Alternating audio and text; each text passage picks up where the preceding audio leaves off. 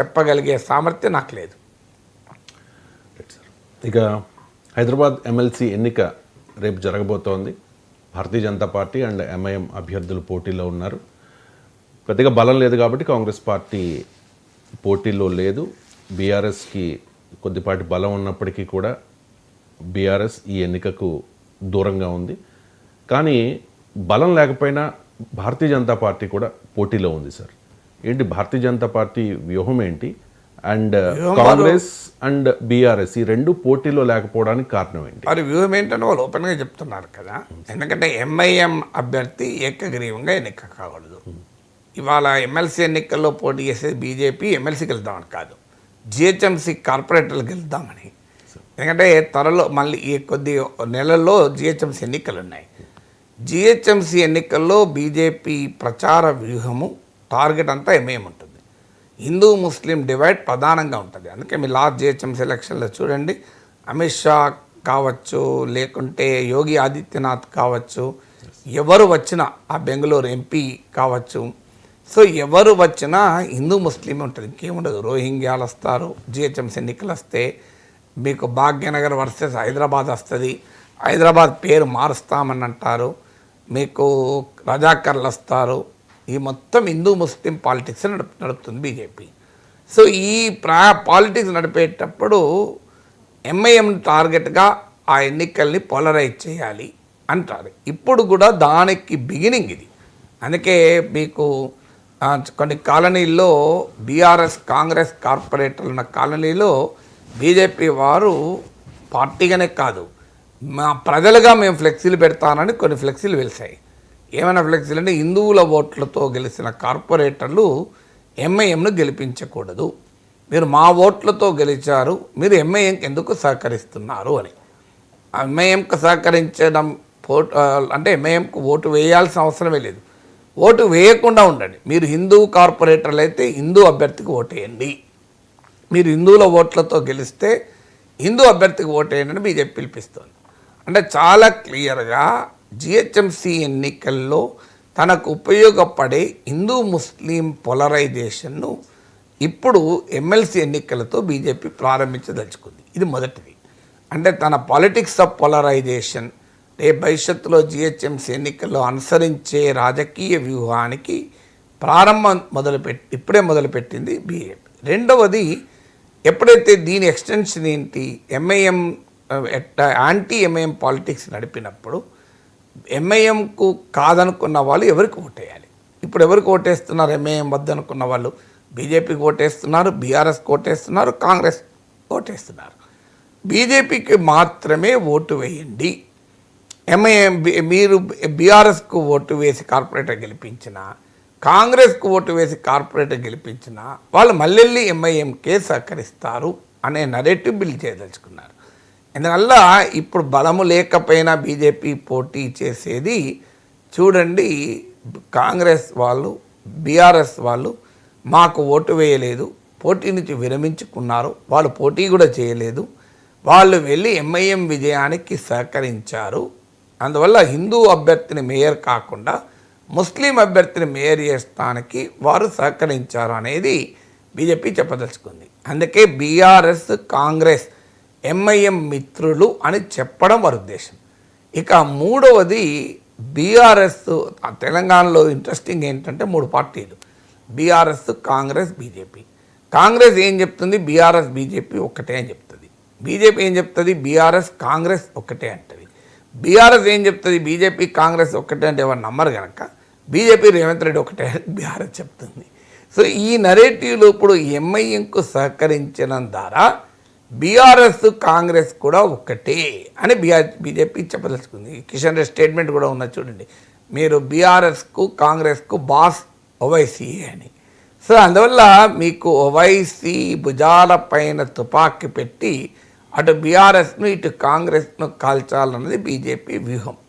ఈ వ్యూహంలో భాగంగా వారు పోటీ పెట్టి ఒక ఛాలెంజ్ విసిరారు, మీరు తేల్చుకోండి అని. అయితే బీఆర్ఎస్ కావచ్చు, కాంగ్రెస్ కావచ్చు, ఎంఐఎంతో స్నేహం కొత్తదేమీ కాదు కదా.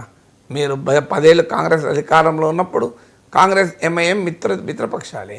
కేసీఆర్ అయితే అనేక సార్లు మా మిత్రపక్షం అనే చెప్పాడు. ఏమి అందులో మొహమాటం ఏం లేదు కదా. ఈవెన్ ఎంఐఎం బీఆర్ఎస్లో హైదరాబాద్లో కలిసే ఉన్నాయి. అయినా ప్రజలు దాన్ని సీరియస్గా తీసుకొని బీజేపీకి మెజారిటీ ఇవ్వలేదు. కానీ బీజేపీ భారీగా పెరిగింది. లాస్ట్ జిహెచ్ఎంసీ ఎన్నికల్లో బీజేపీ అనూహ్యమైన విజయాన్ని సాధించడానికి ఈ హిందూ ముస్లిం డివైడ్ బాగా ఉపయోగపడింది. అందుకే మీరు రోహింగ్యాల గురించి అంత పెద్ద ఇష్యూ చేసి 5 ఏళ్ళు మళ్ళీ రోహింగ్యా గురించి మాట్లాడలేమి. మాట్లాడకపోగా ఢిల్లీలో వాళ్ళకి ఇల్లు కట్టిస్తామని చెప్పి మోడీ ప్రభుత్వమే ప్రకటించింది. సో అందువల్ల మీరు ఇలాంటి ఇష్యూస్ను అంటే ఒక రకమైన మతపరమైన విభజనను తీసుకొచ్చి ఎన్నికల్లో మతపరమైన పోలరైజేషన్ సాధించటానికి ఒక బిగినింగ్గా దీన్ని మనం చూడాలి. ప్రజలు ఎలా రియాక్ట్ అవుతారు అనేది క్వశ్చన్. అయితే బీజేపీ సమస్య ఎక్కడ వస్తుంది అంటే ఏదో ఒక స్టేజ్లో ఏమవుతుంది అంటే సెక్యులర్ పార్టీలు మెజారిటీ ఫండమెంటలిజం పట్ల ఎంత కఠినంగా ఉంటారో మైనారిటీ ఫండమెంటలిజం పట్ల అంత కఠినంగా ఉండనప్పుడు ఆటోమేటిక్గా మెజారిటీ కమిటీలో కూడా మతపరమైన భావాలు పెరుగుతాయి. ఇప్పుడు ఆ ముస్లింల బలాన్ని ఉపయోగించుకొని 6 ఎమ్మెల్యేలు 7 ఎమ్మెల్యేలు ఒక ఎమ్మెల్సీ ఒక ఎంపీ ఓవైసీ గెలుస్తున్నప్పుడు హిందువుల ఓట్ల ఆధారంగా బీజేపీ గెలవద్దంటే ఎట్లా అవుతుంది? సో ఈ సెక్యులర్ పార్టీస్గా చెప్పబడే పార్టీస్ అనుసరించే ఈ ముస్లిం అపీజ్మెంట్ పాలిటిక్స్ హైదరాబాద్కి వచ్చే వరకు ఎంఐఎంతో ఈ మిలాఖత్ రాజకీయం వల్ల బీజేపీ పెరుగుతోంది. వీళ్ళకి అర్థం కావడం బీఆర్ఎస్ కాంగ్రెస్కు. నిజంగా లాంగ్ టర్మ్లో బీజేపీని ఓడించగలగాలి అంటే ఈ ఎంఐఎంతో ఫైట్ చేయాలి. అన్ఫార్చునేట్లీ ఎంఐఎంతో ఫైట్ చేసే పని అధికారంలో ఉన్నప్పుడైనా ప్రతిపక్షంలో ఉన్నప్పుడైనా కాంగ్రెస్ చేయడం లేదు, బీఆర్ఎస్ చేయడం లేదు. అధికారంలో ఉన్నప్పుడేమో ప్రత్యక్షంగా కలిసే ఉంటారు, ప్రతిపక్షంలో ఉన్నప్పుడు కూడా ఫైట్ చేయరు.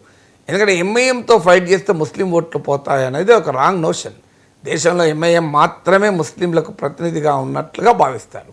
మీకు దీనివల్ల ఏమవుతుందంటే ఆఖరికి సెప్టెంబర్ 17 జరపడానికి బీఆర్ఎస్ ప్రభుత్వం కేసీఆర్ ప్రభుత్వం పడ్డ టెన్షన్ మనం చూసాం. నిజాం నవాబును పొగిడే వ్యవహారం మనం చూసాం. ఇవన్నీ దేనికి సంకేతం అంటే compromise with Muslim fundamentalist parties. ఇప్పుడు మీకు ఓవైసీ ఎంఐఎంఓ సెక్యులర్ పార్టీ అవుతుంది, భారతీయ జనతా పార్టీ మతోన్మాద పార్టీ ఎట్లయితుంది? మీరు మతవాద పార్టీలుగా భావిస్తే బీజేపీని మతవాద పార్టీ అంటే ఎంఐఎం అంతకన్నా ఇంకెక్కువనే కదా, మజ్లిస్ ఇతహాదుల్ ముస్లిమీన్ కదా. కనీసం బీజేపీ పేర్లన్న భారతీయ హిందూ పార్టీ అని లేదు, భారతీయ జనతా పార్టీ అని ఉంది. మరి నీకు ఎంఐఎం పార్టీలో లేనే లేదు కదా, మజ్లిస్ ఇతహాదుల్ ముస్లిమీన్ కదా. సో ఆ పేరులోనే ఉన్నది కదా. మరి అలాంటప్పుడు నువ్వు ఎంఐఎంతో ఎట్లా కలుస్తావు? ఎంఐఎంతో ఫైట్ పోనీ ఎంఐఎం ఏమైనా దేశంలో ముస్లింలను ఉద్ధరిస్తోందా? ముస్లింల పేదరికాన్ని, ముస్లింల వెనుకబాటుతనాన్ని రాజకీయ ఆయుధంగా మార్చుకొని పేద ముస్లింలలో మతభావాల్ని రెచ్చగొట్టి పరమైన అభద్రతను రెచ్చగొట్టి లాభపడుతున్నారు కదా. నీకు నిజంగా ఓల్డ్ సిటీలో ముస్లింలు ఎంతమంది సాఫ్ట్వేర్ ఇంజనీర్లను చేశాడు ఓవైసీ. ఇన్నేళ్ళ నుంచి అసదుద్దీన్ ఓవైసీ ఎంపీగా ఉన్నాడు. అసదుద్దీన్ ఓవైసీ, అక్బరుద్దీన్ ఓవైసీలకు ఉన్న ఎడ్యుకేషన్, అకాడమిక్ బ్యాక్గ్రౌండ్ ఎంతమంది ముస్లింలకు ఇప్పించాడు. ఇది బారిస్టర్, మామూలు విషయం కాదు. బారిస్టర్ అంటే లాయర్గా ఫారిన్ యూనివర్సిటీలో టాప్ యూనివర్సిటీలో చదివాడు, అందుకే అద్భుతమైన ఇంగ్లీష్ మాట్లాడతాడు, మంచి మేధావి ఇద్దరు కూడా. మరి ఈ రకమైన చదువు ఎందుకు మీరు పేద ముస్లింలకు ఇవ్వరు? మీరు ఎన్ని ఓల్డ్ సిటీలో ఎన్ని టాప్ స్కూల్స్ వచ్చాయి, ఒక మంచి హెల్త్ ఎందుకు ఇవ్వరు? ఒక మంచి హౌసింగ్ ఎందుకు ఇవ్వరు? ఇలా ఓల్డ్ సిటీలో ప్రాపర్టీ ప్రైస్ ఏంటి పరిస్థితి చూడండి. ఓల్డ్ సైట్లో నీకు రియల్ ఎస్టేట్ ఎందుకు డెవలప్ కాదు? ఆఖరికి ఓల్డ్ సిటీ ద్వారా మెట్రో పోవాలంటే కూడా 10 ఏళ్ళు అడుగుతున్నారు కదా. సో ఎందుకు ఈ రకమైనటువంటి అంటే ఓల్డ్ సిటీ అలాగే శిథిలమైన పేదరికం గూడు కట్టుకున్న వెనుకబడిన ప్లేస్గా ఉంటే మా రాజకీయాలు నడుస్తాయి. అక్కడ పవర్ బిల్లు కట్టం, వాటర్ బిల్లు కట్టం, అన్నిటికీ మా కార్పొరేటర్ల చుట్టూ తిరగాలి. సో ఈ రకమైన పాలిటిక్స్ మీరు నడుపుతుంటే దేశంలో బీజేపీని విమర్శిస్తే ఏమొస్తుంది? అందువల్ల సెక్యులర్ పార్టీస్ అనుసరిస్తున్న కాంప్రమైజ్. ఇప్పుడు అక్బరుద్దీన్ ఓవైసీ హిందూ దేవుళ్ళని తిడితే ఏ సెక్యులర్ పార్టీ జెండాలు పట్టుకొని ధర్నా చౌక్కి వెళ్ళవు. కానీ ఒక విశ్వ హిందూ పరిషత్ నాయకుడు పొరపాటున ముస్లింలను తిట్టాడు అనుకోండి, ఇప్పుడు నిషికాంత్ దుబే ఖురేషిని పట్టుకొని ముస్లిం కమిషనర్ అంటే పెద్ద ఎత్తున లౌకికవాదులు, గొడ్డళ్ళు, రంపాలు, సబ్బళ్ళు కత్తులు పట్టుకొని ఖండిస్తూనే ఉంటారు.